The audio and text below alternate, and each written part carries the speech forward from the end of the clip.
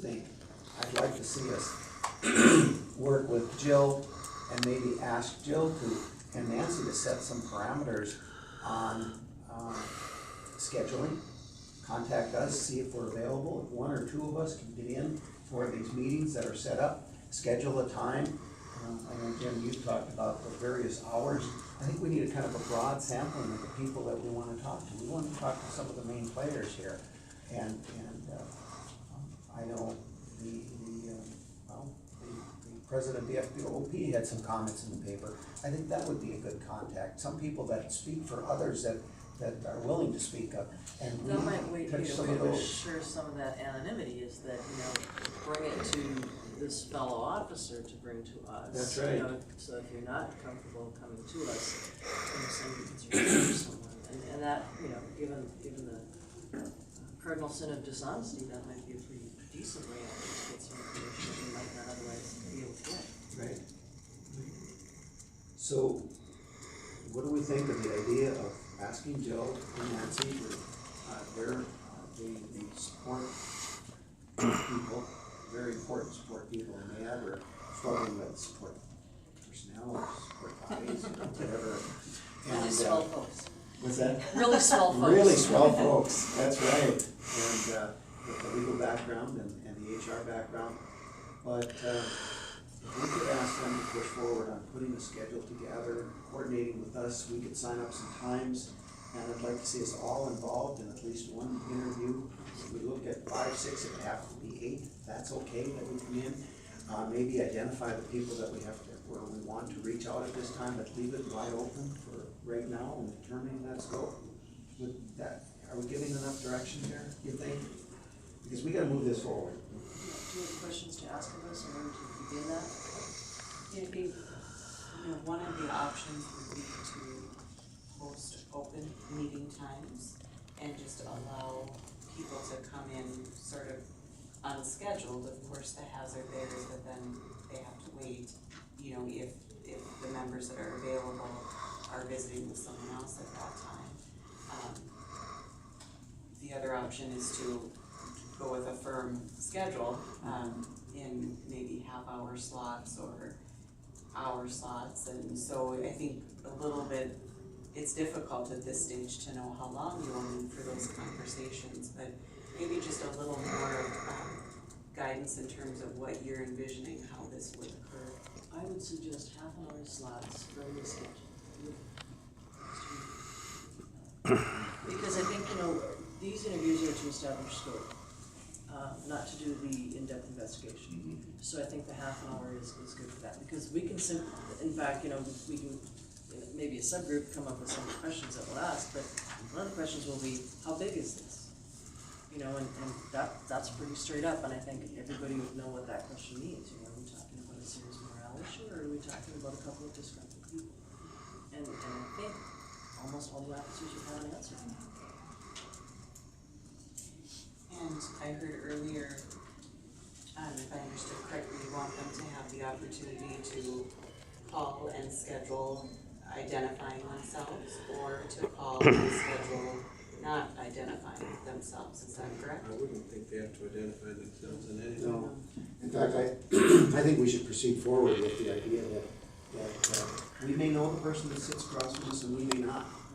And the name is not important at this point. We are trying to establish some direction here. You heard from the chief as well, and Lieutenant, that anonymity is probably one of the more important functions here.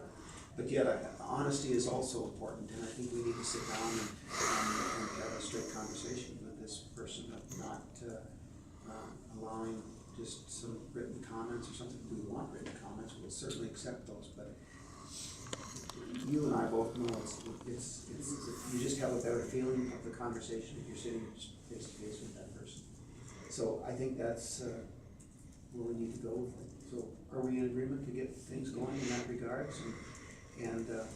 But I think on the other hand too, if somebody wants to call in and say that we would like to meet with members of those committees, and we would set them up a time. And they say, hey, I had one person call me, an officer, and says, hey, I've been there 20 years. They know I'm out here. I gladly, I don't care if my name is confidence or not. And then we need to schedule a time with that person, so that we have open slots, but then we meet with that person. Because there will be a number of those, I'm sure. And I know we may get outside of that scope of 5 to 6 or something, Nancy, at this stage of the game, but I think we kind of have to risk that. Well, if there's a ton of people who contact us, that'll tell us a lot. That would tell us a lot. Well, depending on what they say, because they may all contact us saying, no, everything's grand. Yeah, And if there's a groundswell of people who wanna do that, that tells us something. that tells us something too. So I just need a little bit more help for Jill and I as to identifying the individuals that you want us to schedule the capital meetings with. Will you identify them and email us as to, I've been contacted by this individual, please schedule a meeting with that, or is there some other way that you want us to identify those people? Do we just wanna send out, when we send out today's minutes, an invitation within that says, contact Jill to schedule a time if you want to be one of the initial people that help determine the scope of this thing. You know? I know some people would like to be asked, probably, but I would have to think that maybe at this stage, we put the offer out there, and this is, people that are interested in this are covering these meetings. They will know that we have this open invitation, and they will probably, for this first time around, leave it open for them to contact us. And maybe the next week we will say, yeah, we haven't heard from this group or that group, and we want to hear from you. And if you get 20 to 30 calls, randomly select them, or? We're setting up times and time slots, and we're gonna do it within this next week, right? So we're gonna be limited, and if they come in, I'd say first ones to call get put into the slot, and if the slots get filled up, then let them know, okay, you know what, we'll put out another call after this week and hang on. Cause I mean, if there's 30 people that call, we probably can't accommodate them. I apologize, That's I okay. missed part of that. Just that if there's 30 people that call, and we're not gonna have 30 slots established That's to right. start with. That's So exactly right. I would say the first 10 or whatever we accommodate. And then anyone who calls beyond that number, just say, okay, we're gonna take your information down if you're willing to give it, and we'll have to accommodate you in a subsequent week. We'll get back to you. And then we'll be informed, oh my gosh, there's a whole lot of folks out here. But you know, if we just put out an invitation, that this is an initial set of interviews to determine the scope of what needs attention.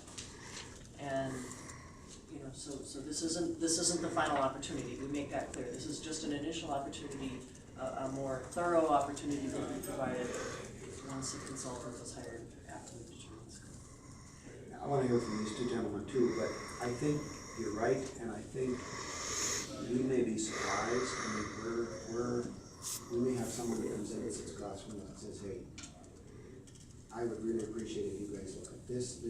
Why should we look at this? Because of this, and this occurred. And I think that's really gonna be helpful in us determining what takes place. So, Jim, you were Just, are we looking to do this as an entire board to hear these interviews? And if so, then we'll have a problem with an individual.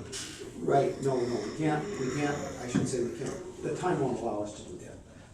I think we're gonna set up some time slots, and then she'll send out the time slots, and we'll say, yes, I'll be available from 7 to 9 tonight at that location. You can probably say, hey, we've set up some, and like you had talked about earlier, we're gonna try and move this around a little bit, so we get a fairly good sample. These people work shifts, we didn't ask the chief that, but even in the scope of this, we may wanna listen to a lieutenant that wants to come in, or a patrol officer that wants to come in, and allow that on their patrol time, is that availability. We wanna accommodate that before or after shift. So I know my evenings are going to be more free than certainly during the day, early morning, like this meeting, or over noon, I could talk to someone, but the day hours have to be reserved for my day job. So just for clarification, are you talking one-on-ones or two people, I'm two or? 2-on-1. We would like to, yeah, we'd like to, but if only one person was available, and that's the time slot was problem, so. Jim? disregard. I was thinking if we had 30 responses limited to a quick information gathering, 15 minutes to speed up the process, and then the next go around, once we bring that, maybe we extend that to, okay, we wanna talk to this person more in depth, or that person, but not, and then we're just gonna meet with them for 30 minutes, that's And I don't say the problem is, hopefully, the person that is coming in to talk to us, they're taking a pretty bold step in that mind. And they feel that what they have to tell us is probably the most important thing we're gonna hear that day. And that's the way we all are. We think that what we have to say is very important. We have to make time for that. We can't just say, oh yeah, we've heard that before, let's move on to the next one. That's gonna be tough. I mean, credibility is huge here, folks. We know that. And to get to the true discussion is where we wanna go. And Nancy, I know I'm driving this thing out too far, but we wanna do this within a week, or is a week too quickly? I mean, if we set aside 15 hours next week, maybe in a half hour, average 30 people. Yeah. Well, So, if I might suggest, just because you're looking at a number of interviews, you wanna put together kind of a questionnaire, so 2 people are working. I would suggest that we try to do this maybe within a couple of weeks, because then we can, copy the questionnaires, everybody gets the questionnaires, that's going to be a record that will be available, but from that, then you're determining the scope. So you're gonna need a little more information to compile the responses, to talk about what you feel the scope might be, to determine what the RFP or request for assistance will look like as well. So I'm just a little. maybe a 2-week, I know that doesn't seem. How about 10 days and then a couple days to pull it together, so that 2 weeks from now, we're meeting again, hopefully with something in front of us. Does that sound? I think that sounds reasonable. So meetings in the next, maybe meetings through next week, with the option of maybe another 1 or 2 on the following Monday, Tuesday. But again, we've got the potential for the weekend, because I mean, the cops are working all the time. And our lives aren't such that we can cover some weekend meetings. And then we, and again, maybe it's a subset of us, pull together some sort of synopsis on that Tuesday or Wednesday, and then we can, like that. Yeah, I think we're all on the same page, it's just, we're wondering how we get there in time sensitive to what we wanna do, but when I hear 4 to 6 people, as I'm sitting here thinking about it, we just don't want the people that have something to say to cut them off and say, oh yeah, they won't listen just to those select few, you're not really gonna hear this. It's really kind of important, and that's kind of the crutch of the whole thing here is, so, I like where we're going. I know that's much more than what you were suggesting, Nancy, but I think the timeline would be okay, and it'd be probably more of us. Michelle, you kind of agree with Nancy on limiting the scope. You haven't said too much about the larger expansion here of numbers of people that we may want to target. I think until we know the response, we can't limit numbers and we can't limit time. Like, I don't think we can put a time frame on it, because we're guessing at this point. I think maybe after next week, we'll be better suited to determine time frame and numbers. Okay. And I also think it's important that the department know that they can reach out, not only to Jill, but if I wanna talk to Jim, I wanna talk to Jim. That's right. Do we wanna maybe, on the last thing we sent out, it listed our names, do we maybe wanna put an email address or a phone number next to our names? Would that help perhaps? And then if somebody wants to contact any one of us individually with the idea that they'll be more able to be anonymous, they could do that more invitational. Or are we overstepping what we wanna do by doing that? I think we should see if HR is contacted at first. If Jill's not being contacted by what we think a number or a representative number, then maybe we make ourselves more accessible. And what I may need to do, our entire HR team is actually involved in full week training next week. So we are gonna be very limited in terms of the time spent in office. So I'll Jill, you probably just got to solicit. cancel that. No It's worries. been a few years coming, so we prefer not to. But I may solicit some help from the commission office. Yes. Yeah, In, absolutely. handling that scheduling. That'd be Well, great. that's a great idea. Yeah. Because, yeah, I'd rather not delay it if we can help it, so. Yeah. What about location? Do you want to do it here, or is there an off-site? Or is this off-site enough because it's separate?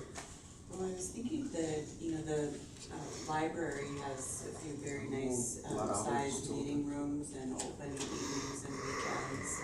And then they're not having to come into the main city hall for Right. those meetings. So we could certainly look at that as an option. Are they all glass doors though? Are there any that are relatively? There are two that are private. And I'll just try and answer this question too before it's even asked. We feel, or I feel that we can restrict the access to that. In other words, if two of us or one of us are meeting with a person or two people that wanna come in together, that might be the other thing. They wanna come in as a team too and talk to us, that's okay. Is that, press or other people wanna come in, we'll say, our meeting is with these people. And we'll try to, even though the questionnaire will be filled out and that information may be available, it will be available if it's a document, but we'll try to get confidentiality and get through all that. On the questionnaire, should we email our questions to, instead of HR or Nancy being busy, like maybe Jim or one of us, we can email just to collect those questions and then we can forward it on? Yeah, well, that's okay, but, these are the staff of HR and, I'd be okay, though, I kind of agree with Michelle. Would ya? I think if we went ahead and compiled them, I don't think it's a huge task. And if we emailed all of them to one of us, and we can certainly CC you guys, but I wanna respect their time too. sure. That we could, cause we only have a handful of questions Yeah. at this point in time. Right, 4 or 5 questions Um, is all we'll be So, able to- and then put it in a format that, where we put name optional, and just so that we're consistent, in case, Michelle and Jim are meeting with one person and you and I are meeting with another, that we have some consistency in terms of what we say and do. Yeah, my only concern on that, and it's not a big concern, if we communicate with Jill and we have a communication back and forth, that's not a violation of the open meeting law. But if we happen to email each other, if we just send the information, we're okay. But Right. if we have dialogue amongst us, then we can't do that. Okay. We can't say, oh gee, Michelle, what do you think of this question? Oh, Jane said that this, now we're violating. We don't wanna do that in any way, shape, or form. So that's why I guess I like the communication back and forth to HR, Nancy's our legal advisor, and Jill's been coordinating these things. That was just my feeling. We just don't want to come off as, even on the questions. Okay, that makes sense. That's my thought. So we email questions to Nancy? And that's fine. Okay. Okay. And I would even be such that if they were to even be a little selective or look at the questions and put them together and then they could send them out to us. You would propose questions. That's to exactly put right. together a form, 4 or Yep. 5 questions, Yep. just to Yep. try to determine the scope. Yeah. And I'm not trying to. Nope, that's fine, that's fine. See, I don't think along those lines. I'm used to being the anonymous consultant, so. Yeah, well, that's.